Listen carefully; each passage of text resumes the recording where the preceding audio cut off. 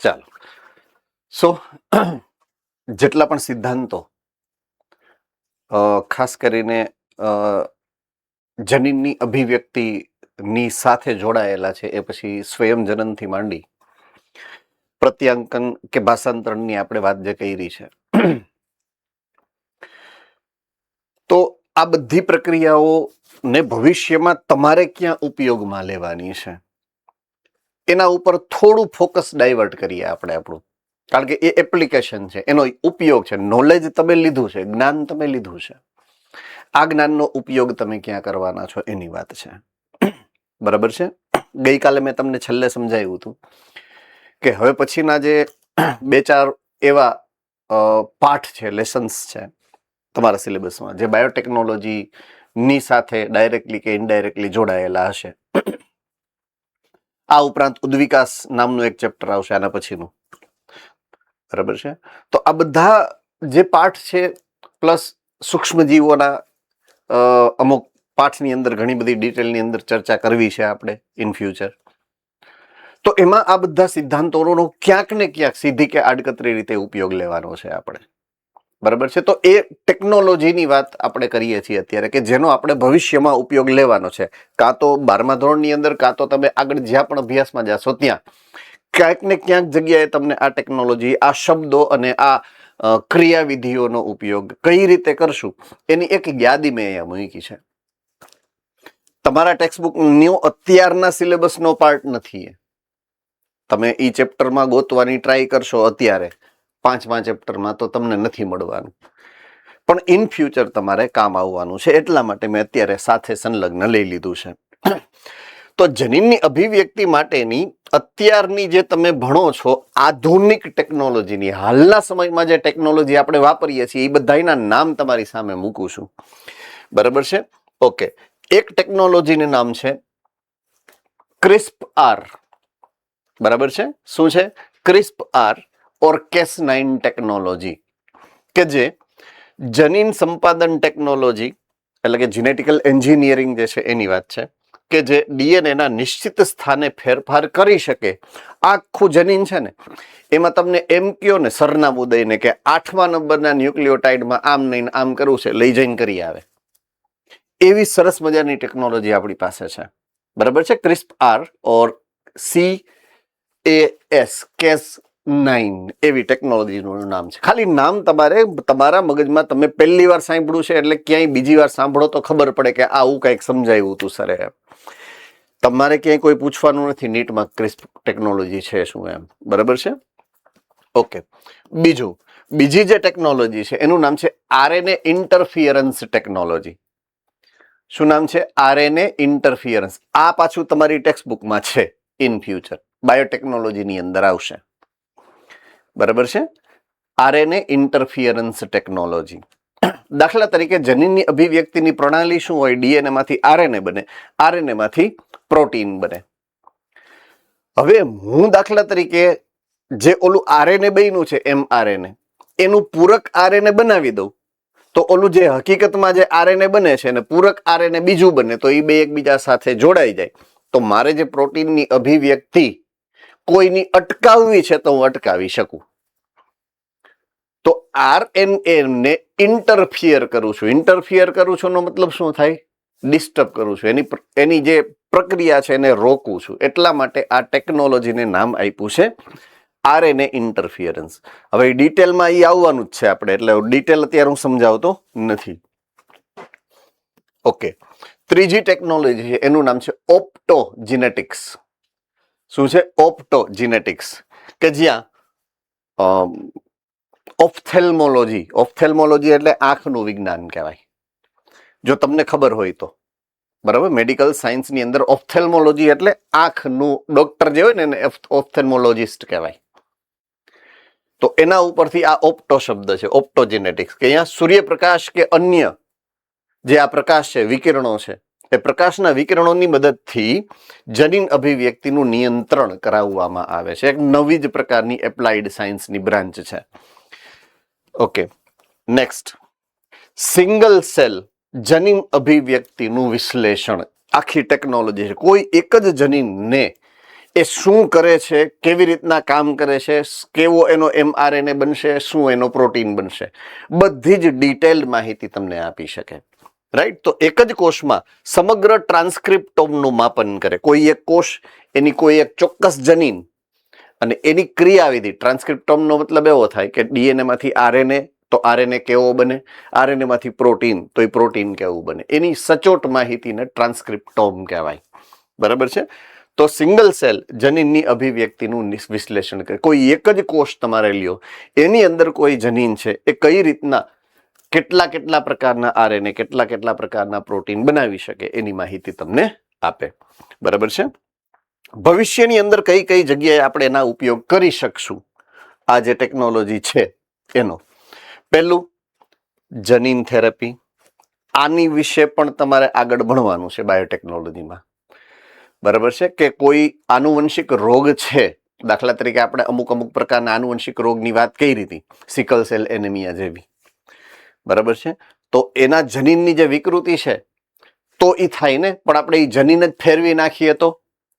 Right. તો જનીનની મદદથી આપણે આ ટેકનોલોજીનો ઉપયોગ કરી અને જે ખરાબ વિકૃત જનીન છે એની જગ્યાએ સારા અને સક્રિય જનીનોને દાખલ કરવાની જે ક્રિયાવિધિ છે એને જનીન થેરાપી કહેવાય. આપણે આગળ ભણશું. બીજું, પર્સનલાઇઝ્ડ મેડિસિન. વ્યક્તિ જે પણ રોગ એની પાસે છે, જે પણ અનિયમિતતા એ વ્યક્તિ પાસે છે, અને જે એ પછી આનુવંશિક હોય કે અન્ય અનિયમિતતા છે કે જે એને પોતાના જીવનમાં એક્વાયર કરી છે, તો એને આણ્વિક રીતે સજીવની અંદર આ આર્ટિફિશિયલ ઇન્ટેલિજન્સનું ભવિષ્ય છે. કે બે વ્યક્તિ ડોક્ટર પાસે જાય, બેયને દાખલા તરીકે હૃદય રોગ છે કે બેયને ડાયાબિટીસ છે, તો એ પર્સનલી બેયની દવા અલગ અલગ પ્રકારની હશે. અત્યારે કેવું છે કે બધાને એક જ સરખી દવા મળે. તમે ડોક્ટર પાસે જાઓ, મને ડાયાબિટીસ છે, તો એ જે દવા XYZ વ્યક્તિને લખેલી હશે એ જ દવા તમને લખી દે. એવું નહીં. તમારા શરીરની જરૂરિયાત મુજબ હાઈલી સ્પેસિફિક મેડિકલ ટેકનોલોજી એવી આજથી 20 વર્ષમાં બની જશે, એમ 10 વર્ષમાં બની જશે એવી ટેકનોલોજી કે જે એટલી એડવાન્સ લેવલની છે કે દરેક વ્યક્તિની ડાયાબિટીસની દવા એકબીજાથી અલગ હશે. રાઈટ. તો એ ભવિષ્યની એની ઉપયોગિતા છે. સિન્થેટિક બાયોલોજી, જનીન વિજ્ઞાન, જીવ વિજ્ઞાન, એવું કે જે કૃત્રિમ રીતે નવી સિસ્ટમ ડિઝાઇન કરી શકશે. અને છેલ્લું, ખેતી અને પર્યાવરણમાં વિશિષ્ટ પ્રકારના પાકો, દાખલા તરીકે બીટી, કપાસ, જે કદાચ ખેડૂત હશે એને ખબર હશે, એવા અનેક વેરાયટી આવે છે. બરાબર છે. ઘણા બધા એવા પાક છે, ઘણા બધા એવા ઉત્પાદનો છે આપણે મેળવીએ છીએ. આ ઉપરાંત વાતાવરણની અંદર અમુક પ્રકારના જે અત્યારે ફેરફારો થઈ રહ્યા છે, જે હાનિકારક છે આપણા બધા માટે, આપણી સુરક્ષા માટે, આપણી પૃથ્વી માટે, એમાં પણ સુધારણા કરવા માટે થઈ અને આપણે આ ટેકનોલોજીનો ઉપયોગ કરશું ભવિષ્યની અંદર. તો આ બધી વાત છે કે આ કઈ રીતે આ ટેકનોલોજી બધી આપણે ઉપયોગમાં લઈ શકશું. ઓકે, એક સરસ મજાનું અહીંયા તમારી સામે મેં એક પોઈન્ટ ને ડિસ્કશનમાં લીધો છે. એનું નામ છે નોન કોડિંગ આરએનએ. બરાબર છે. હવે નોન કોડિંગ આરએનએ, દાખલા તરીકે હું બોલું તો એનો અર્થ તમે શું કાઢી શકો, મારે એ જાણવું છે ખાલી. હું જ્યારે એમ કહું કે કોડિંગ આરએનએ અથવા તો non coding RNA, okay, Rajkot Gurukul.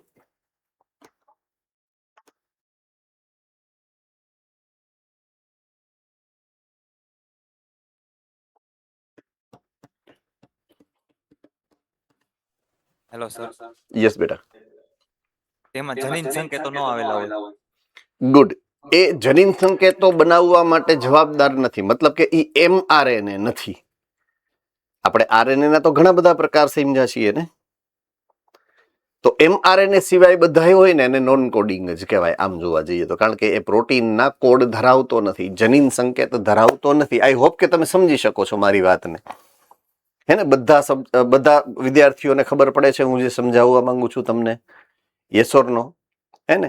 તો એનું મહત્વ ભલે પ્રોટીન સંશ્લેષણમાં ડાયરેક્ટલી નથી, પણ આપણે એને ઉપયોગમાં લેશું ભવિષ્યમાં. તમે જે બાયોટેકનોલોજી ભણવાના છો, તમે ભવિષ્યમાં જે ટેકનોલોજી ભણવાના છો એમાં, તો કઈ કઈ જગ્યાએ આપણે એને કઈ કઈ રીતે મહત્વમાં લેશું એને મેં તમને ટૂંકમાં સમજાવવાનો અહીંયા પ્રયત્ન કર્યો છે. કે આપણા શરીરની અંદર, માનવ શરીરની અંદર માત્ર પોઈન્ટ સમજજો, બહુ ઇમ્પોર્ટન્ટ છે આપણા માટે, માત્ર 1.5% જીનોમ છે ને એ જ પ્રોટીન માટે કોડિંગ કરે છે.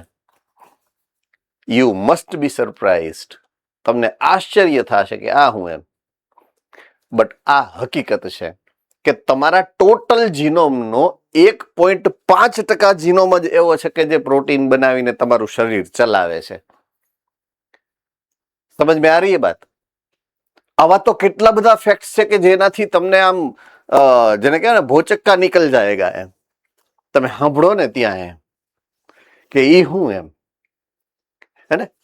કપિલ શર્મા કેટલા કેટલા જોવે છે? ઓકે, ઘણા બધા એમ તો છે. એટલે મારો ડાયલોગ કદાચ તમને કોકને સાંભળ્યો હોય તો ખબર હોય, ભોચક્કા નીકળ જાયગા એમ. કોને કોને કોને સાંભળ્યો છે? નહીં તો સારું કહેવાય, ગુડ. બચ્ચા યાદવનો ડાયલોગ છે, બચ્ચા યાદવનો ડાયલોગ, હે ને? ઈ ઓલો ઇંગ્લેન્ડનો બહુ મોટો ઓલો ચોટલી રાખીને ચડો બડો પહેરીને આવું કે મેરા બહુ ચક્કા નીકળ ગયા હે. એટલે એ ડાયલોગ મને ઓચિંતાનો યાદ આવ્યો, હે ને? એટલે ઘણી વાર એવું થાય કે તમે જાણો ને તો તમને એમ થાય ઓહો આવું હોય એમ, ભોચક્કા નીકળ જાયગા એમ, હે ને? એટલે એવું છે એમ. દાખલા તરીકે હું એમ કહું કે એક બાજુ હું ચિમ્પેન્ઝીને રાખું અને એક બાજુ હું માણસને રાખું, તો કેટલો ફરક છે બેયમાં.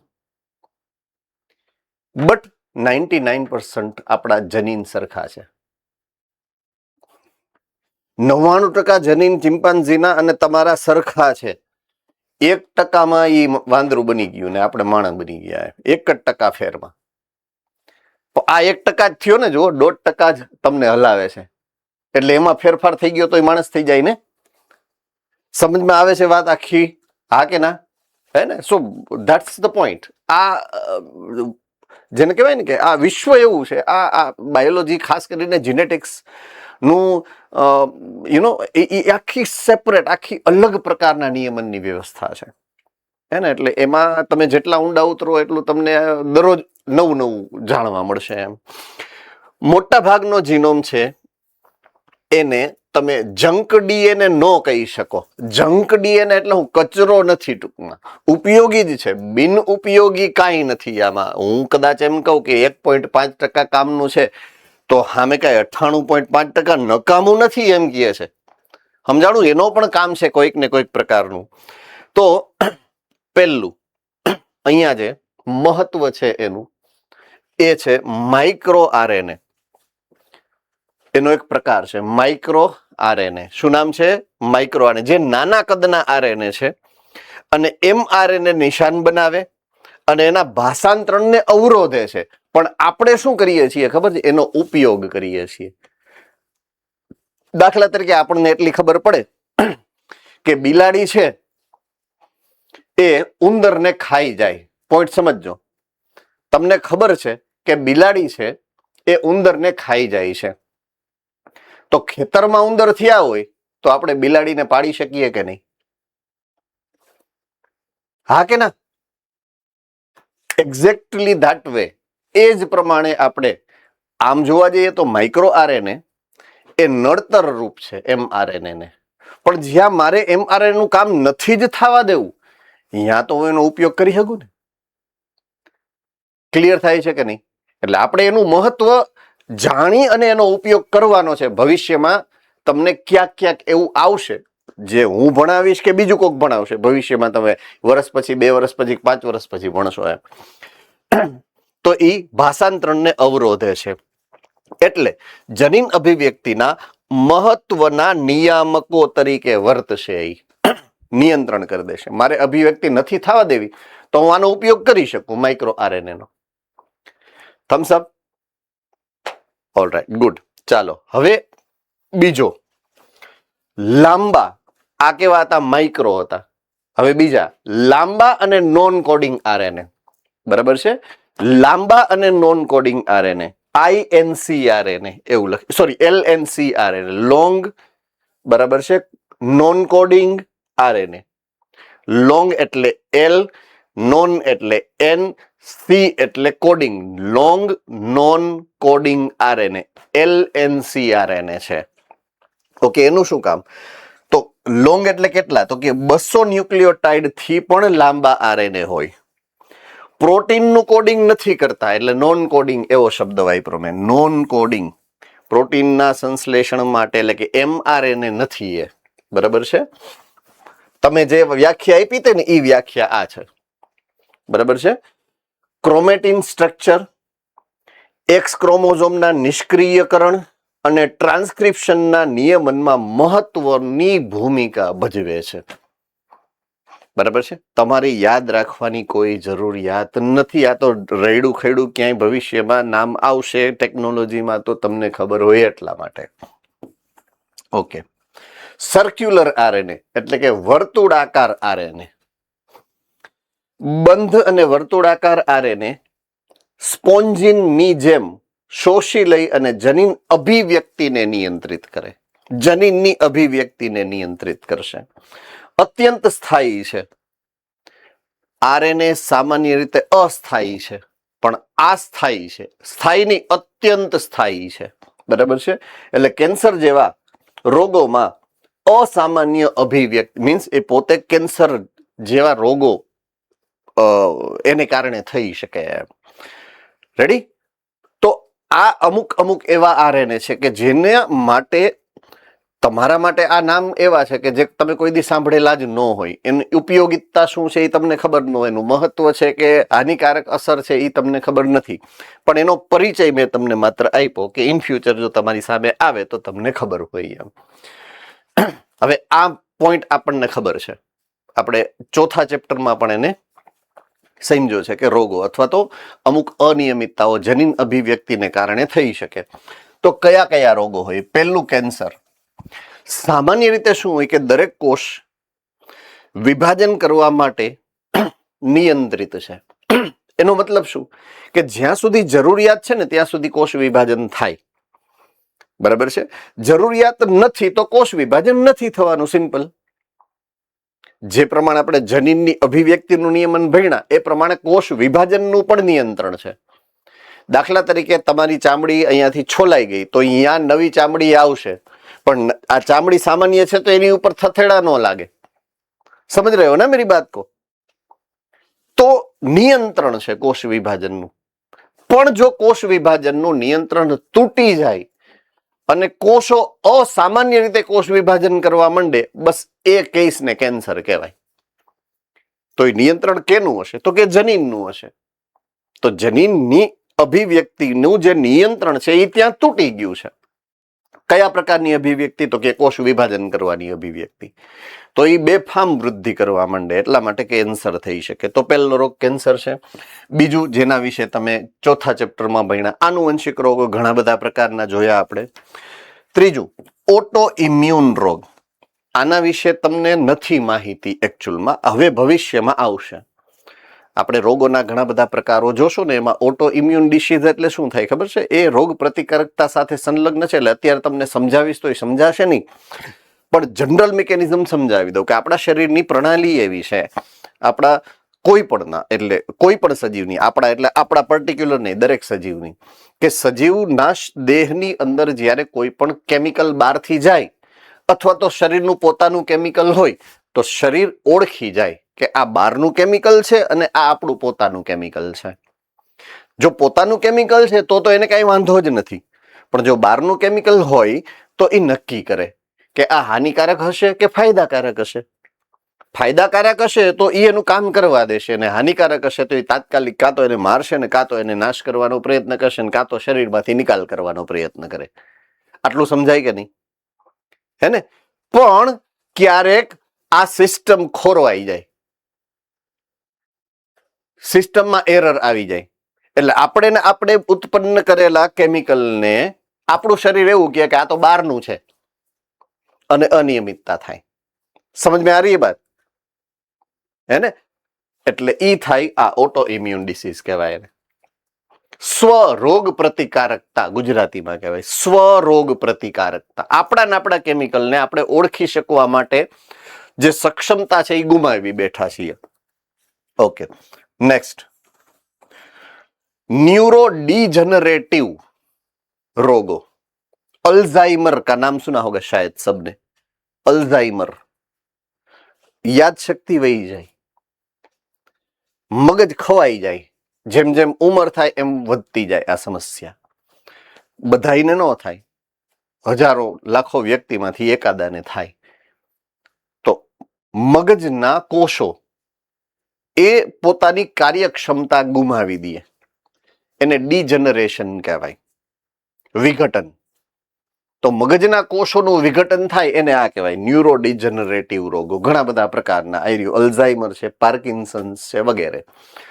તો એવા બધા રોગો પણ જનીન અભિવ્યક્તિ સાથે જ સંકળાયેલા છે. તો આ અલગ અલગ પ્રકારના રોગોની પણ મેં વાત કરી. ઓકે, હવે જનીન અભિવ્યક્તિ સાથે જોડાયેલ નૈતિકતાની વાત છે. બરાબર છે. એનો મતલબ શું? આપણે જે ભવિષ્યમાં ભણવાના છીએ, બાયોટેકનોલોજી છે અથવા તો જે ટેકનોલોજીનો ઉપયોગ કરવાનું છે, જેમાં આપણે જનીનોની ક્રિયાવિધિઓનો ડાયરેક્ટલી ઉપયોગ કરશું. બરાબર છે? સમજાય છે હું જે કહેવા માંગુ છું એ? તો એમાં આપણે કરીએ છીએ શું? જનીનનું એડિટિંગ કરીએ છીએ. એટલે જનીનનો ચોક્કસ ટુકડો કાઢી નાખી એની જગ્યાએ નવો ટુકડો ફિટ કરી શકીએ વગેરે વગેરે જેવી કામગીરી કરશું. બરાબર છે? વ્યક્તિગત માહિતી મીન્સ દરેક વ્યક્તિ, દરેક જાતિ જેની ઉપર તમે પ્રયોગ કરો છો એની જે સંબંધિત માહિતી છે એને સાચવી રાખવી પડે. ગોપનીયતા, પ્રાઇવેટ છે આ બધી ઇન્ફોર્મેશન. બરાબર છે? તો ઈ એક છે. અને ત્રીજું સામાજિક સમાનતા. એ સૌથી મોટો મુદ્દો આવે. હું જે દાખલા તરીકે જનીન થેરેપીની વાત હમણાં આવી હતી કે જનીનની મદદથી, ટેકનોલોજીની મદદથી તમે તમારા જે ખરાબ જનીનો છે અંદર, વિકૃત જનીનો, એને રિપ્લેસ કરી શકો. પણ પ્રશ્ન શું થાય ખબર છે? આ બધી ટેકનોલોજી નો બહુ ખર્ચાળ છે. આ જે સંસાધનો છે, દાખલા તરીકે એક માયો સમથિંગ, હું ભૂલી ગયો નામ, ડીજનરેશનનો એક રોગ છે. બરાબર છે? જે બહુ કોમન છે. કદાચ છાપામાં તમે એડવર્ટાઇઝમેન્ટ વાંચતા હો કે બાળક છે નાનું, એને એ રોગ છે, આનુવંશિક રોગ છે, અને 6 કરોડ 6.5 કરોડનું ઇન્જેક્શન આવે છે. એવું સાંભળ્યું છે તમે? પછી ફાળો કરે લોકો અને એ એનું, એટલે ઈ ટાઈપનું ઈ જનીન થેરાપી જ છે એકચ્યુઅલી. બરાબર છે? તો આવા રોગો જ્યારે થતા હોય, આવી જ્યારે ટેકનોલોજીની વાત છે, જનીન થેરેપીની વાત છે, તો દરેક વ્યક્તિ માટે એ સમાન નથી કે ઉપયોગ કરી શકે. દરેક વ્યક્તિની કેપેસિટી નથી. એટલે અંબાણી જેવાને થાય તો એ ફટકરથી ઉપયોગ કરી શકે, પણ આપણા જેવાને થાય એટલે આપણે ફાળો ગોતવા જવું પડે, અને ફાળો મળે તો તમે કરી શકો, બાકી જય શ્રી કૃષ્ણ. એટલે સમાનતા નથી. તો સમાનતા કેવી રીતના કરી શકાય એના ઉપર કામ કરવું પડે. બરાબર છે? ફાઇન. તો અત્યારે આપણે આ પોઈન્ટને અહીંયા પૂરો કરીએ છીએ, અને હવે આ ચેપ્ટરની અંદર નેક્સ્ટ પોઈન્ટ ઓફ વ્યૂની અંદર જઈએ તો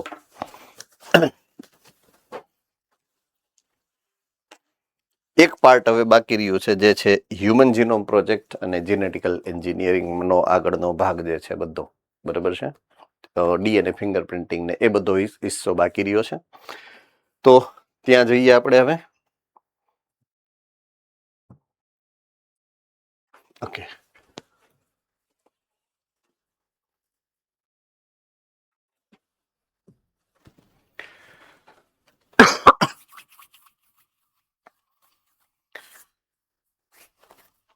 આઈ હોપ તમને સમજાય છે બધાને. હું સમજાવું છું એ સમજાય છે ને? વાંધો નથી ને? ઓકે. કારણ કે જીનેટિક્સ સૌથી અઘરો ભાગ કહેવાય તમારી અત્યારની જે સિલેબસ છે એ પ્રમાણે.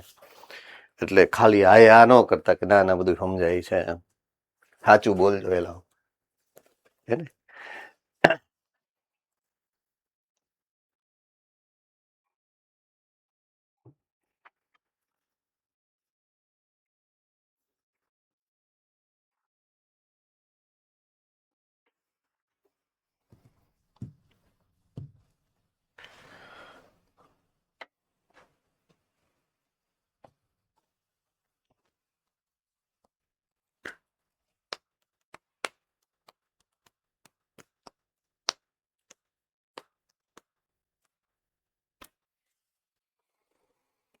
કોઈને કઈ ડાઉટ હોય તો પૂછી શકો છો, 2 મિનિટ સમય લેશે ત્યાં સુધીમાં. કાંઈ પ્રશ્ન હોય તો યુ કેન આસ્ક. છે કોઈને કાંઈ પ્રશ્ન એવો?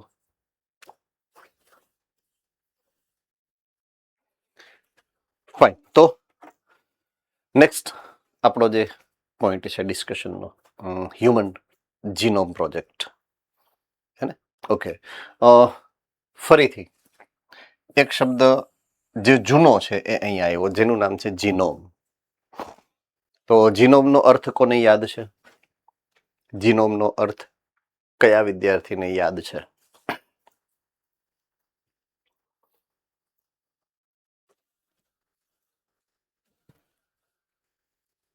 જામનગર.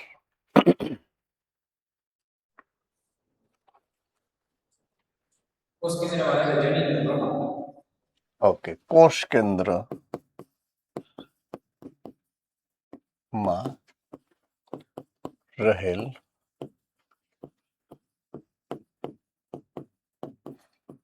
જનીનનું પ્રમાણ. આ વાતથી સહમત લોકો હેન્ડ રેઇઝ કરશે.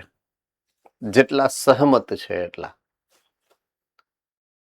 એટલે જેણે કીધું એ હાથ ઊંચો નથી કરતો. ઓકે, હવે સહમત નથી એવા હાથ ઉપર કરો. હાલે, બધાએ કર્યા.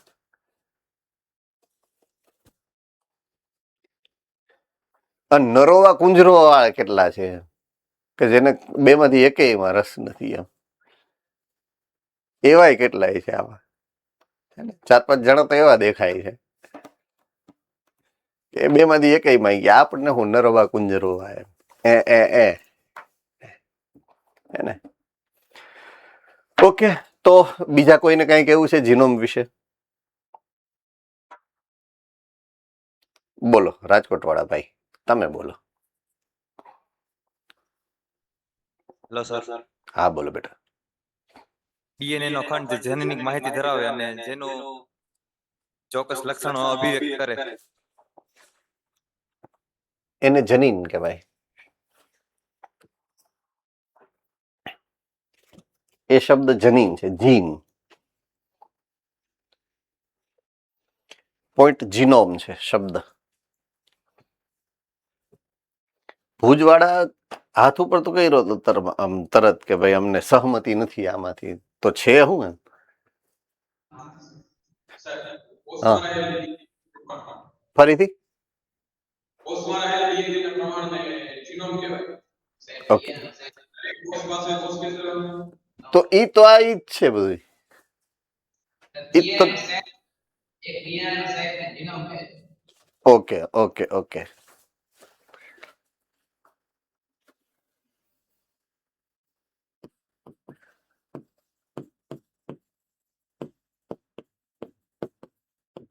બરાબર ને? એક સેટ એમ જ કીધું ને? Okay, yes, it is right answer. Now તમારી પાસે 2 સેટ છે જનીનના. એક માતૃ પેઢીનો છે, એક પિતૃ પેઢીનો છે. કેટલા સેટ છે? 2. 2 માંથી કોઈ પણ એક સેટના તમામ જનીનો એને જીનોમ કહેવાય. એટલે સિંગલ સેટનું આખું જે ડીએનએ છે એને જીનોમ કહેવાય. આટલું સમજાઈ ગયું કે નહીં? હવે દાખલા તરીકે મારે મારા જીનોમનો અભ્યાસ કરવો છે તો કેમ કરી શકું? ક્યાંથી મળશે મને મારું જીનોમ? બોલો રાજકોટ વાળા ભાઈ. કોષ કેન્દ્રમાંથી. કયા કોષ કેન્દ્રમાંથી? કયા પ્રકારના કોષના કોષ કેન્દ્રમાંથી?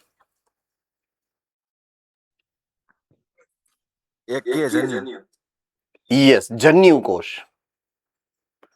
તો કોઈ પણ સજીવના જ્યારે તમારે જીનોમનો અભ્યાસ કરવો છે ત્યારે એના જન્યુઓને ગોતવા પડે. એના જન્યુમાં એક જ સિંગલ સેટ હોય. ઓના કેમ નોખા પાડી શકો તમે? તમે તો નોખા પાડી જ નથી શકવાના ને, ડેફિનેટલી. તો ભગવાન નોખા પાડીને તો મોકલે છે તમને, બરાબર છે? તો જન્યુ જ્યારે એમાં બને, દાખલા તરીકે વનસ્પતિ છે એની પરાગરજ એકત્રિત કરો તો પરાગરજમાં જીનોમ હોય એનો, બરાબર છે? તો કોઈ પણ સજીવ છે એના જન્યુઓની અંદર એનો જીનોમ મળી જાય. તમે એની જે માહિતી એકઠી કરવી, એની માહિતી એકઠી કરવી કોના? હ્યુમન એટલે મનુષ્ય. તો મનુષ્ય જે છે એના જીનોમમાં શું છે અંદર, કેટલા ડીએનએ છે, દરેક ડીએનએ ઉપર કેટલા કેટલા જનીનો છે, દરેક જનીનો ઉપરના ન્યુક્લિયોટાઇડના ક્રમ કયા છે, કયો ન્યુક્લિયોટાઇડ કયા પ્રકારનો આરએનએ બનાવે છે, કયો આરએનએ કયા પ્રકારનું પ્રોટીન બનાવે છે, આ માહિતીને મેળવવી એટલે આ હ્યુમન જીનોમ પ્રોજેક્ટ. બરાબર છે? એટલે મારા જેવા કેટલાય લોકોને આવો નાતા વિચાર આવ્યો હોય કે આપણે તો મનુષ્યની અંદર જીનોમમાં કેટલા કેટલા જનીનો છે, હાલો ગોતવાનો પ્રયત્ન કરીએ, તો એમ નથી થતું આ કામ. બરાબર છે? તો ઈ છે શું, કઈ રીતે થયું છે, બરાબર છે, કોણ કોણ એની અંદર મેઇન જે કહેવાય ને કે કામ કરવા વાળા સંસ્થાઓનું લિસ્ટ છે, આ બધું જ આની અંદર આપણે સમજવાનું છે. તો હ્યુમન જીનોમ પ્રોજેક્ટ શું છે એ ખબર પડી ગઈ છે તમને બધાને, કે મનુષ્યના જીનોમની કમ્પ્લીટ માહિતી મેળવવી છે. કેટલા ડીએનએ છે, મીન્સ કે રંગસૂત્રો છે, દરેક ડીએનએ ઉપર કેટલા જનીનો છે, દરેક જનીનના ન્યુક્લિયોટાઇડના ક્રમ કયા છે અને કયા એમઆરએનએ બનાવશે, આ એમઆરએનએ કયા પ્રોટીન બનાવશે, આ બધી જ માહિતીનો હિસાબ છે, એને હ્યુમન જીનોમ પ્રોજેક્ટ કહેવાય. તો માનવ આનુવંશિકતાની સમગ્ર માહિતીને સમજવા માટેનો આ એક મહત્વકાંક્ષી પ્રોજેક્ટ છે. તો આનુવંશિકતા અને ડીએનએ વચ્ચેનો સંબંધ શું છે એ તમે ઓલરેડી આ બંને ચેપ્ટરની અંદર સમજી ચૂક્યા છો કે કોઈ પણ સજીવની આનુવંશિક વ્યવસ્થાને તેના ડીએનએ માંથી અથવા તો ડીએનએ દ્વારા તમે જોઈ શકો છો. બરાબર છે? એના જે અનુક્રમ છે એ તમને સમજાવશે કે એની અંદર કયા પ્રકારના પ્રોટીન બની શકે. તો બે વ્યક્તિઓમાં ભિન્નતા જોવા મળે, દાખલા તરીકે જે બે વ્યક્તિની વચ્ચે ભિન્નતા છે તો ડેફિનેટલી તમે કહી શકો કે એના ડીએનએ ના અનુક્રમમાં પણ ભિન્નતા હશે. મેં હમણાં જ તમને ઉદાહરણ દીધું થોડીક વાર પહેલા કે એક ચિમ્પાન્ઝી અને એક મનુષ્ય બેયને બાજુમાં રાખો તો 99% ભલે સરખું હોય પણ 1% ફેરફાર તો છે ને. 1% એટલે બહુ મોટો ફેરફાર થાય. 100ની સરખામણીએ 1% કાંઈ નથી, બરાબર છે, પણ સક્રિય ટોટલ 1.5% જ છે, એમાં 1% તો ફેરફાર વાળું છે, એમ પોઈન્ટ ઇઝ ધેટ. એટલે એ ફેરફાર બહુ જ મોટો ફેરફાર કહેવાય, હે ને. તો અહીંયાથી આપણે આગળ વધીએ છીએ હવે હ્યુમન જીનોમ પ્રોજેક્ટનો જે મેં તમને ટૂંકો પરિચય આપ્યો એ કે જીનેટિક એન્જિનિયરિંગ ટેકનોલોજીના વિકાસને કારણે હવે જીનેટિક એન્જિનિયરિંગ નવો શબ્દ આવ્યો આપણા માટે. એન્જિનિયરિંગ એટલે શું? ભાંગ તોડ કરી એક જગ્યાએથી એક ભાગ તોડી બીજી જગ્યાએ ફિટ કરી ઉપયોગી સામાન બનાવવો, એને એન્જિનિયરિંગ કહેવાય દેશી ભાષામાં. બરાબર છે? કે પાઇપના કટકા કરી અને એક મશીન બનાવવાની, મશીનનો ઉપયોગ કરવો, એ ગ્રુપ વાળાનું એન્જિનિયરિંગ. બરાબર છે? તો એન્જિનિયરિંગનો મતલબ જ એવો કે બે પાંચ અલગ અલગ વસ્તુ છે એના કટકા બટકા કરી જોડી અને ઉપયોગમાં આવે એવો સામાન બનાવવો.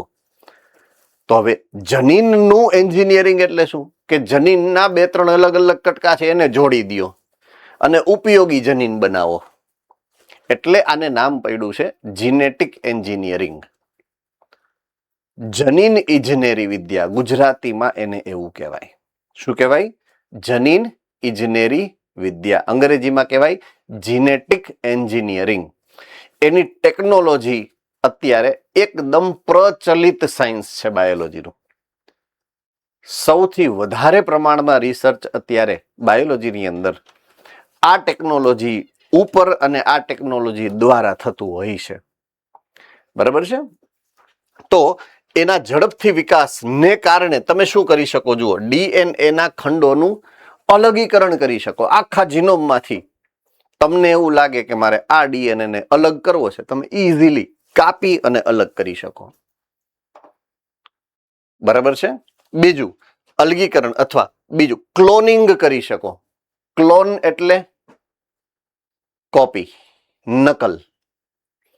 બરાબર છે? તો અસંખ્ય નકલો તમારે જોઈએ છે એટલી કોપી કરી શકો. ટેકનોલોજી હરગોબિંદ ખુરાનાએ ચાલુ કરી હતી. કોને યાદ છે? સંશ્લેષિત આરએનએ બનાવ્યું હતું. જો આરએનએ બનાવતા આવડી જાય મનુષ્યને તો મનુષ્ય ડીએનએ બનાવી શકે કે નહીં? હે ને? તો આપણે બનાવી શકીએ, જે કરવું છે એ કરી શકીએ છીએ. બરાબર છે? ન્યુક્લિક એસિડ નું સંશ્લેષણ કરી શકીએ છીએ આપણે. એટલે જેટલી અસંખ્ય નકલો આપણે તૈયાર કરી શકીએ, ક્લોનિંગ કરી શકીએ. કવિ એવું કહેવા માંગે છે.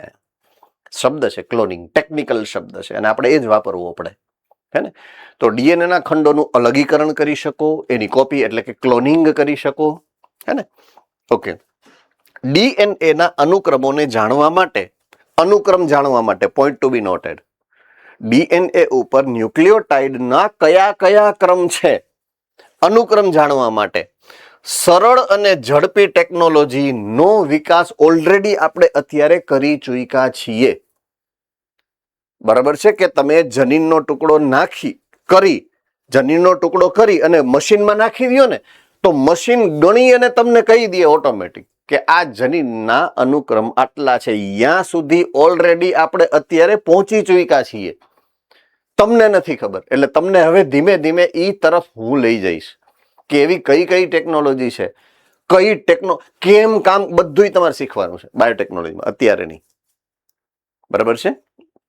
તો એના વિકાસથી માનવ જીનોમના અનુક્રમની તપાસ કરવા માટે એક મહત્વકાંક્ષી પ્રોજેક્ટની શરૂઆત થઈ હતી ભૂતકાળમાં. અત્યારે તો ઓલમોસ્ટ પતી ગયો છે. ઓકે. હવે આ પ્રોજેક્ટને મેગા પ્રોજેક્ટ કીધો છે, કારણ કે એક નાનો પ્રોજેક્ટ નથી આ. તો મેગા પ્રોજેક્ટ કેવા પાછળનું સાયન્સ શું છે? પહેલું, આપણી અંદર એક જીનોમની અંદર આટલી બેઝ પેર છે, 3.3 into 10⁶. કોને યાદ છે? હે ને? તો સિંગલ જીનોમની અંદર આપણી પાસે 3 બિલિયન ઓછામાં ઓછી બેઝ પેર છે. હે ને?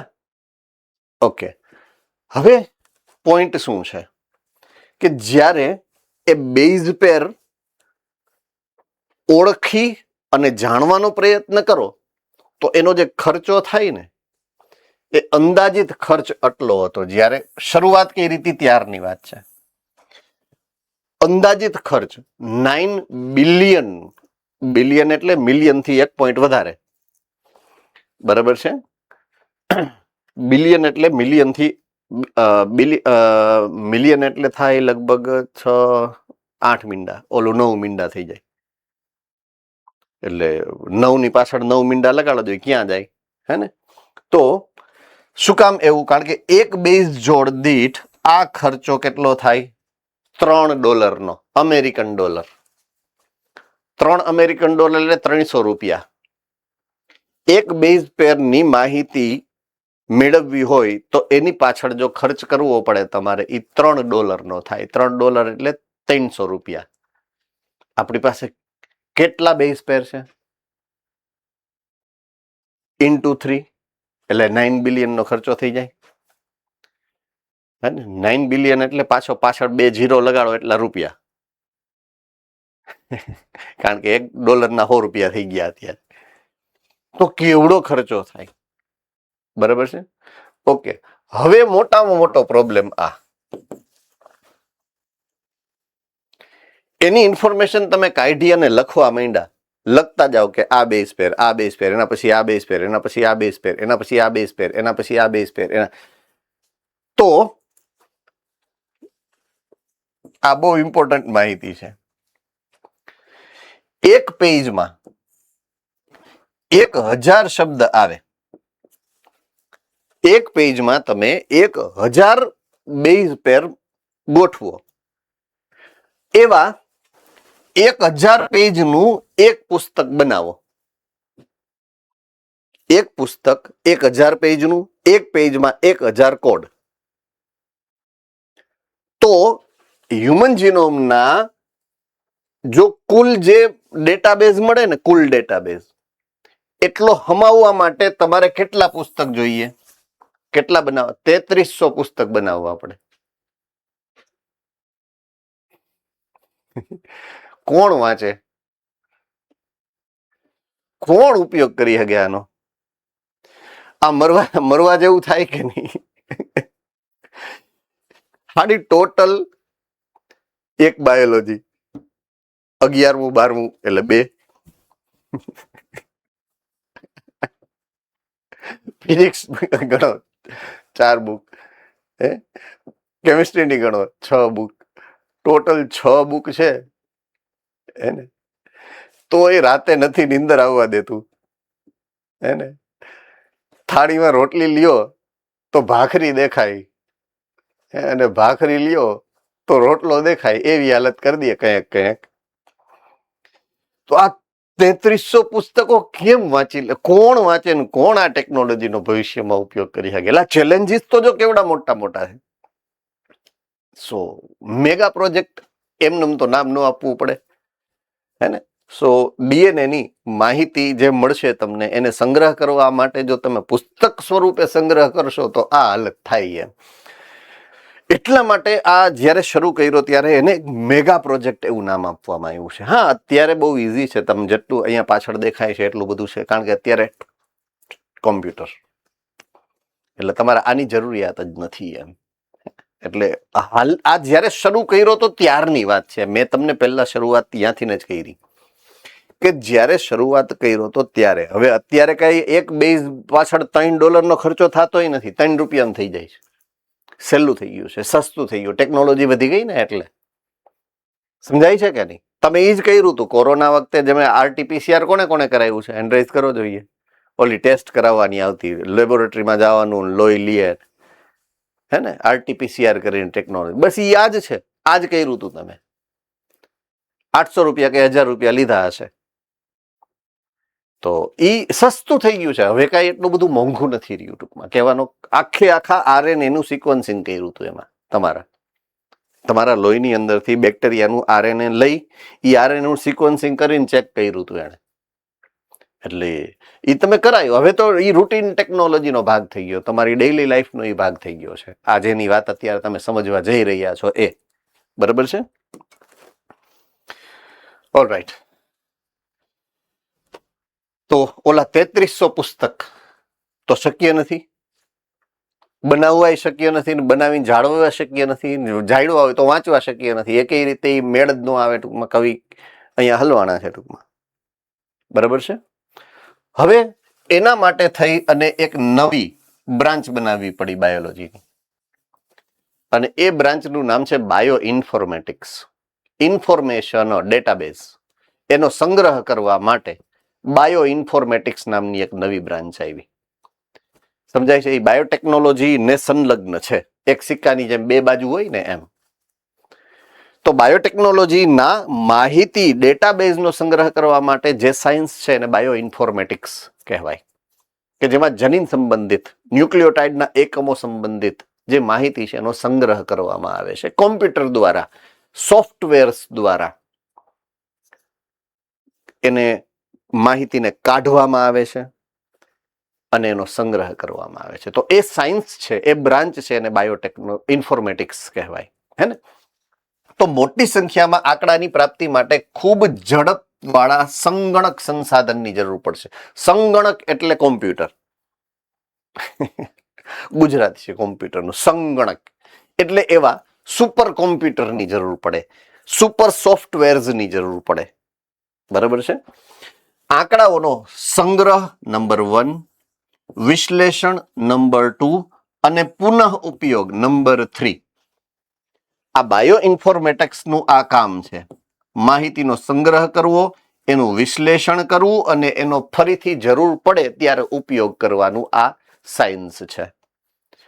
કે ડીએનએ, બાયોટેકનોલોજી, જનીન સંબંધિત જે પણ ડેટાબેઝ છે, માહિતી છે, એનો એક સંગ્રહ કરવો, બીજો એનું વિશ્લેષણ કરવું, એટલે કે કયા જનીન શું કામ કરશે, કેવું RNA બનાવશે, કઈ પ્રોટીન બનાવશે, અને ત્રીજું જો એનો કોઈ બીજી જગ્યાએ ઉપયોગ કરવો છે તો એ ઉપયોગ કરવા માટેની પણ માહિતી એ તમને આપે. તો આ 3 બાયોટેક ઇન્ફોર્મેટિક્સના ઉપયોગો છે. ડીએનએ દ્વારા જીવ વિજ્ઞાનમાં આ એક નવું ક્ષેત્ર એકદમ ઝડપથી ફેલાણું. શું કામ? જરૂરિયાત છે એટલે. બરાબર છે? તો એનું નામ છે બાયો ઇન્ફોર્મેટિક્સ. તો બાયો ઇન્ફોર્મેટિક્સ શું છે એના વિશે કમ્પ્લીટલી તમને સમજાય છે? મેં જે સમજાવ્યું એ ઓકે. કોણ કહી શકશે મને કે બાયો ઇન્ફોર્મેટિક્સ એટલે શું?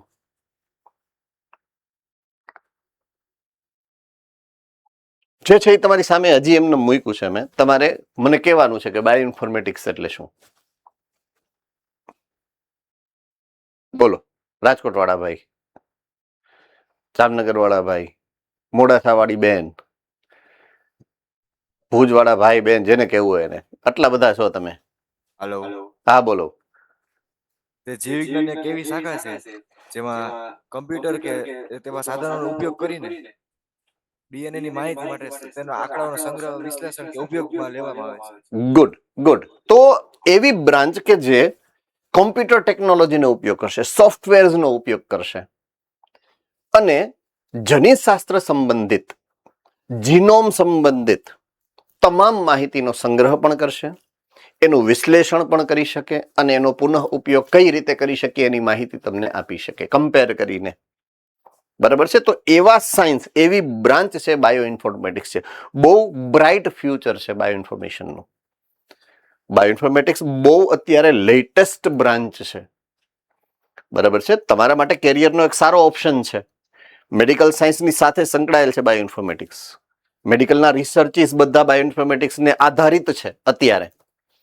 એમાં એઆઈ આવ્યું ને એટલે આનો તો સિતારો આવી ગયો છે. It is straight way connected with AI. તમે જે પેઢીના ડોક્ટર બનશો એ એઆઈ ની પેઢી છે. પોઈન્ટ સમજજો. એટલે તમારે તો નોર્મલ ડોક્ટર થી 4 ગણી વધારે મહેનત કરવી પડશે. 2 વસ્તુ શીખવી પડશે. તમારે મેડિકલ સાયન્સ એ ભણવું પડશે ને એઆઈ ટેકનોલોજી ભણવી પડશે. ખાસ યાદ રાખજો, આ બળ કરવું તમારા માટે જરૂરિયાત છે. કારણ કે તો તમે વધારે સફળ થશો. બીજા કરતા તો સફળ વધારે થાય તો જ આપણે કહેવાય ને. બાકી બધાની જેમ ગાડરિયા પ્રવાહમાં જવું એના કરતા તો બેસ્ટ બનવું શું ખોટું? એમ આખા ગામમાં નામ તો હોવું જોઈએ ને કે ભાઈ ફલાણા સાહેબ બહુ સારા એમ. સો ઈ કરવા માટે તમારે ડબલ મહેનત કરવી પડશે. નોર્મલ ડોક્ટર જે કરે છે એ ઉપરાંત વધારાનું પણ તમારે એઆઈ ઉપર ફોકસ વધારવું પડશે ઇન ફ્યુચર. એટલે ઈ મેન્ટલ પ્રિપેરેશનથી તમારે આગળ વધવાનું થશે એમ. કારણ કે હવે પછીની કોમ્પિટિશન થોડીક વધારે ટફ કોમ્પિટિશન છે, હે ને?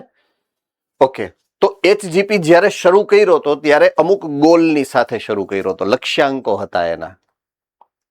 રાઈટ? કે કયા કયા એના લક્ષ્યાંકો છે, શેના માટે આ પ્રોજેક્ટ શરૂ કરવામાં આવ્યો છે. પહેલું લક્ષ્યાંક નંબર 1, મનુષ્યના જે જીનોમ છે એના ટોટલ જનીનો કેટલા છે એની ઓળખ કરવાની. બરાબર છે? તો માનવ જનીનમાં લગભગ બધા જ જનીનોને ઓળખવા એ એનો એક ધ્યેય હતો, લક્ષ્ય હતું. પોઈન્ટ નંબર 2, એ તમામ જનીનના બેઝ પેર કયા કયા છે એનો ક્રમ નક્કી કરવો. ખાલી જનીન ઓળખવા એટલું જ નહીં, જનીન ઓળખી દરેક જનીનના જે કોડ છે, બેઝ પેર છે એ પણ ઓળખીને બતાવવા. ત્રીજું, એને આધારે એનો આખો ડેટાબેઝ બનાવવો, તમામ માહિતીનો સંગ્રહ કરવો. અને ચોથું, એનો ઉપયોગ આપણે કઈ કઈ જગ્યાએ થઈ શકે એવા સાધનો એટલે કે વિશ્લેષણના ઉપકરણો બનાવવા, જે બાયો ઇન્ફોર્મેટિક્સમાં હમણાં તમે ભણ્યા. બરાબર છે? તો જ્યારે બાયોટેકનોલોજી હ્યુમન જીનોમ પ્રોજેક્ટ શરૂ થયો તો એ સમયે આ 4 મુખ્ય લક્ષ્યાંકો હતા કે આપણે જે કરીશું એમાં આટલી વસ્તુ આપણે કરવાની છે એમ. રેડી? તો આ મુખ્ય લક્ષ્યાંકો છે હ્યુમન જીનોમ પ્રોજેક્ટના. આમાં કોઈને કઈ ડાઉટ છે? ઓલ રાઈટ, નેક્સ્ટ પોઈન્ટ ઉપર હું જઉં છું. ઓકે. હવે એના જે લક્ષ્યાંકો છે એ લક્ષ્યાંકો સામે આ 2 વધારાના, જેમ જેમ દાખલા તરીકે આપણે એમ વિચારીએ કે મારે ભવિષ્યમાં ડોક્ટર બનવું છે. તમે આજથી 2 વર્ષ પહેલા, 5 વર્ષ પહેલા જ્યારે નક્કી કર્યું હશે કે ભાઈ આપણે મેડિકલ સાયન્સમાં જવું છે કે સાયન્સની અંદર જવું છે એડમિશન લઈને, ક્યારેક તો નક્કી કર્યું હશે ને? બરાબર છે? તો એ નક્કી કર્યા પછી તમે ક્યાંક એડમિશન લીધું હોય, કોઈ કે તમને માહિતી આપી હોય, પછી તમે ભણ્યા, અહીંયા સુધી પહોંચ્યા. હવે આજે હું તમને કહું છું એક વધારાનું છોગું, ઈ કરતા કરતા કરતા આજે તમને એક વસ્તુની ખબર પડી વધારાની કે હવે તો તમારે AI ની જરૂર પડશે. કીધું કે નહીં? આજે મેં કીધું કે નહીં કે હવે તમારે જો સફળ ડોક્ટર બનવું છે તમારે હારે AI નો ઉપયોગ કરતા શીખવું પડશે. બાકી ગલીએ ગલીએ ડોક્ટર છે અત્યારે. તમે એનાથી વધારે સારા ક્યારે બનશો? જ્યારે એનાથી વધારે ટેકનોલોજીમાં આગળ વધશો ત્યારે. તો એ તો વધારાનું થયું. તો હ્યુમન જીનોમ પ્રોજેક્ટ જ્યારે શરૂ થયો તો ત્યારે 4 લક્ષ્યાંકોથી શરૂ થયો હતો, પણ આગળ વધ્યો પછી એની સામે વધારાના લક્ષ્યાંકો આવ્યા. સમજાય છે? ઈ આ બે. એક એ જે તમે એ માહિતી કાઢી છે, બરાબર છે, એનો ઉપયોગ કરી અને ઘણા બધા માનવ ઉપયોગી કામ તમે કરી શકો છો. દવા બનાવવી, રસી બનાવવી, ઉત્સેચકોનું સંશ્લેષણ કરવું, અંતઃસ્ત્રાવો બનાવવા, એ તો તમે કરી શકો ને પછી.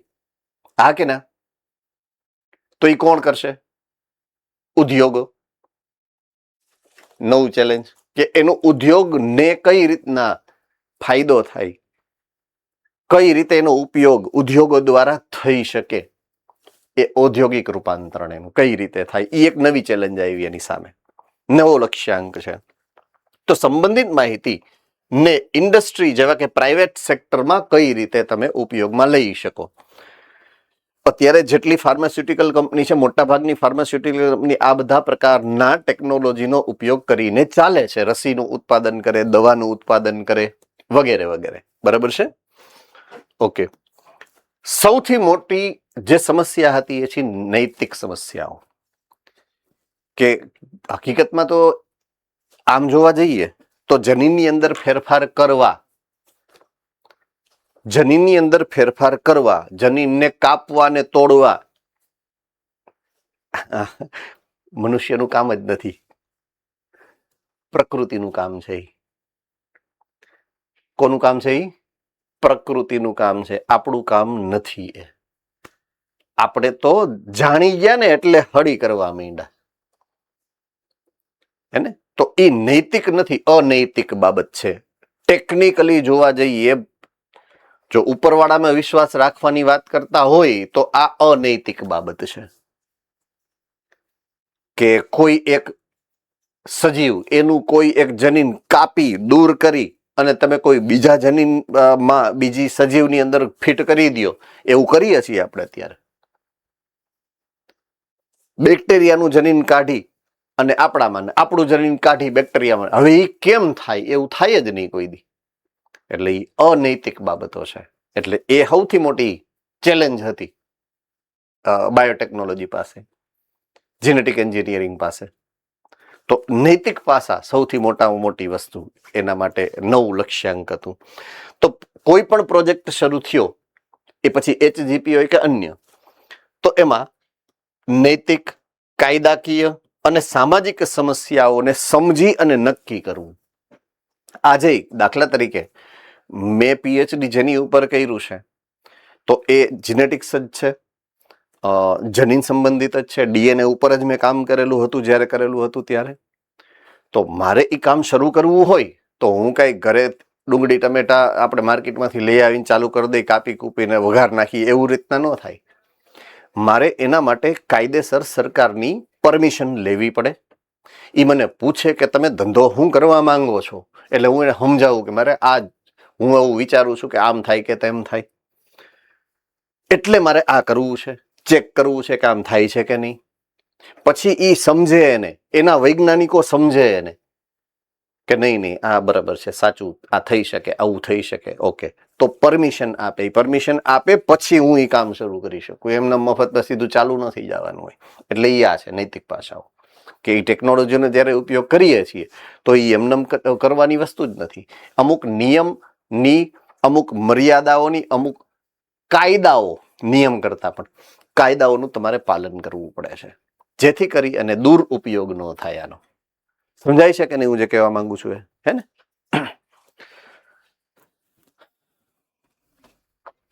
ઓકે. જ્યારે શરૂ થયો તો ત્યારે કોણે કર્યો હતો અને પછી એમાં કોણ કોણ વધારાના સહભાગીઓ આવ્યા, બરાબર છે. ઓકે, શરૂઆત જેણે કઈ રીતી એ છે 13 વર્ષની આખી યોજના હતી જ્યારે શરૂઆત થઈ ત્યારે, કે આજથી શરૂ કરો 13મા વર્ષે એ પૂરી થઈ જવી જોઈએ, બરાબર છે. ઓકે, સૌથી પહેલું શરૂઆત જેને કઈ રીતી ઈ આ છે. એક, US department of energy, I repeat, US department of energy, અને બીજું national institute of health, US, બંને યુએસની એજન્સી છે, બરાબર છે. આ બે ઇન્સ્ટિટ્યૂટ્સ એવી છે કે જેણે આ પ્રોજેક્ટની શરૂઆત કઈ રીતે મોટા ઉપાડે. સમજો ને તમે, કેમ કે અરે હવે 10મામાં માર્ક્સ આવ્યા ને 90%, 92%, 95%, આમ બી ગ્રુપ, આમ એ ગ્રુપ, એમ ડોક્ટર, એન્જિનિયર, એમ મોટા ઉપાડે. 1 ચેપ્ટર, 2 ચેપ્ટર, 3 ચેપ્ટર, હે ને. પછી ઓલું જે આમ હતું ને બધું આમ આમ પાછું જવા માંડ્યું. પછી ખબર પડી કે આ તો ગંભીર ભૂલ છે, એમ આ કેમ થઈ ગઈ, કોણ હતું, કોણ આ મને પ્રેરણા આપવા વાળું, એમ. એટલે મોટા ઉપાડે આ લોકોએ ચાલુ તો કરી દીધું, પણ આવડો જેને અકલ્પનીય પ્રોજેક્ટ, એટલે એને બીજાની મદદની જરૂરિયાત પડી ફ્યુચરમાં, રાઈટ. એટલે પ્રોજેક્ટમાં વિસ્તરણ થયું. પ્રારંભિક વર્ષમાં એક વધારાનો પાર્ટનર ઉમેરાણો, જેનું નામ છે વેલકમ ટ્રસ્ટ, જે યુકે, યુનાઇટેડ કિંગડમ, બરાબર છે, બ્રિટિશ એજન્સી છે. પછી આખા વિશ્વના ઘણા બધા દેશોએ એમાં ભાગ ભજવો, વૈશ્વિક સહભાગિતા થઈ, બરાબર છે. જાપાન છે, ફ્રાન્સ છે, જર્મની છે, ચીન છે, અન્ય દેશો, ભારત પણ છે એમાં, બરાબર છે. તો જર્મની, ફ્રાન્સ, જાપાન, ચીન, ભારત સહિતના ઘણા બધા દેશોએ એની અંદર કોઈક ને કોઈક રીતે ફાળો આપ્યો, ત્યારે માંડ એ પૂરો થયો છે, બરાબર છે. આ પ્રોજેક્ટ 2003માં પૂરો થયો. છેલ્લો પોઈન્ટ ક્યારે શરૂ થયો, ક્યારે પૂરો થયો, 2003માં આ પ્રોજેક્ટ પૂરો થયો. જ્યારે પૂરો થયો ત્યારે, ઓકે. અબ પોઈન્ટ, આ પ્રોજેક્ટના ફાયદા, બરાબર છે. ઓકે, છેલ્લો પોઈન્ટ આ ભણી લઈએ, આજનો લેક્ચર પૂરો કરીએ પછી. તો પ્રોજેક્ટના ફાયદા શું થાય? પહેલું, વ્યક્તિમાં જોવા મળતી ડીએનએની ભિન્નતા વિશેની પ્રાપ્ત જાણકારીથી જે તમને જાણકારી મળશે, માનવમાં જોવા મળતી હજારો અનિયમિતતાઓ એને તમે ઓળખી શકશો, પહેલું. બીજું, એની સારવાર કરવા માટેની પદ્ધતિઓ જો તમારે વિકસાવવી છે તો વિકસાવી શકશો, અને અમુક વખતે એને અટકાવી પણ શકવા માટે તમે કદાચ જો રિસર્ચ થાય તો સક્ષમ બની શકો. તો આ એક ફાયદા થાય કે આનુવંશિક રોગો ને તમે ઓળખી પણ શકો, અલગ અલગ પ્રકારના. પછી એને સારવાર કઈ રીતના થાય એનું પણ કંઈક રિસર્ચ કરીને માહિતી મેળવી શકો ભવિષ્યમાં. અને બીજું, એને અટકાવવી હોય તો અટકાવવી કઈ રીતના એની પણ માહિતી તમે મેળવી શકો. બીજો ઉપયોગ, આ થઈ ગયો અનિયમિતતાઓનો મુદ્દો. બીજો, જીવ વિજ્ઞાનના રહસ્યો, ખાસ કરીને માનવ જીવ વિજ્ઞાન, બરાબર છે. તો આપણા જે શરીરના લક્ષણો છે એને તમે બીજા સજીવની સાથે સરખાવી શકો ને. જુઓ, માનવેતર સજીવ, માનવ સિવાયના સજીવો, એનો પણ તમે જીનોમ કાઢો અને પછી સરખાવો તો ખરા કે બેમાં ફરક શું છે એમ. તો માનવેતર સજીવના ક્રમને પ્રાપ્ત કરી એને આધારે પ્રાકૃતિક ક્ષમતાનો ઉપયોગ કરી ક્યાં ક્યાં, જો સ્વાસ્થ્ય સુરક્ષા, કૃષિ જગત, ઉર્જા ઉત્પાદન અને પર્યાવરણની સુધારાની દિશામાં તમે બીજા સજીવોનો પણ ઉપયોગ કરી શકશો. ખાલી આપણે જ નહીં, જેમ આપણો જીનોમ કાઢો એમ બીજા સજીવોનો જીનોમ પણ કાઢો. એને આધારે કયા પ્રોટીન બનાવી શકાય છે, શું થઈ શકે છે, કેમ થઈ શકે છે, અને બધો જે ડેટાબેઝ છે એનો ઉપયોગ તમે આ બધી વસ્તુ માટે કરી શકો. આપણા સ્વાસ્થ્યની જાળવણી માટે, આપણી જે કૃષિ વિષય છે એટલે કે વનસ્પતિઓ કે જે તમે વાવો છો એની સુધારણા કરી શકો. ઉર્જા ઉત્પાદન એટલે આલ્કોહોલનું ઉત્પાદન, બરાબર છે. અને છેલ્લે પર્યાવરણની સુધારણા. તો આ બધી જગ્યાએ તમે અન્ય સજીવના પણ આવા જીનોમના માહિતીના ભંડારને કાઢી અને ઉપયોગમાં લઈ શકો છો. રેડી? મારું રિસર્ચ આના ઉપર હતું, માનવેતર સજીવ. અન્ય એક બેક્ટેરિયાની અમુક ચોક્કસ જાતિઓ છે એના જીનોમની માહિતી મેં કાઢી અને એનો ઉપયોગ કર્યો હતો જે તે સમયે જે રિસર્ચ હતું એમાં. તો આ અત્યારે બહુ કોમન વસ્તુ થઈ ગઈ છે, બહુ મોટી વસ્તુ નથી આપણા માટે. હવે એ બહુ કોમન રૂટીનની વસ્તુ છે મેડિકલ સાયન્સમાં. ક્લિયર થઈ ગઈ વાત આખી? યસ ઓર નો? ચાલો હવે આગળ જે છે આપણે જે વાત કરશું, સે ફોર એક્ઝામ્પલ કે ભાઈ આ અમાનવીય મોડેલના સજીવોના આપણે અત્યાર સુધીમાં જે કોમન મોડેલ કાઢ્યા છે એ કયા કયા? બેક્ટેરિયા છે, યીસ્ટ છે, ડ્રોસોફિલા છે, પછી અમુક જે છે એ સૂત્રકૃમિ, દાખલા તરીકે કેનોરેબડિટિસ એલિગન્સ એક વૈજ્ઞાનિક નામ છે, પછી ચોખા ડાંગર, અને એરોડોપ્સિડા એક વનસ્પતિ છે સ્પેશિયલી. તો આ બધા એવા નામ છે કે જે મનુષ્ય સિવાયની જાતિઓ છે અને જેના આપણે જીનોમ ઓલરેડી તૈયાર કરી ચૂક્યા છીએ. આપણી પાસે આ ઇન્ફોર્મેશન્સ ઓલરેડી છે. આખું લિસ્ટ તમારી બુકમાં પણ આપેલું છે, બરાબર છે.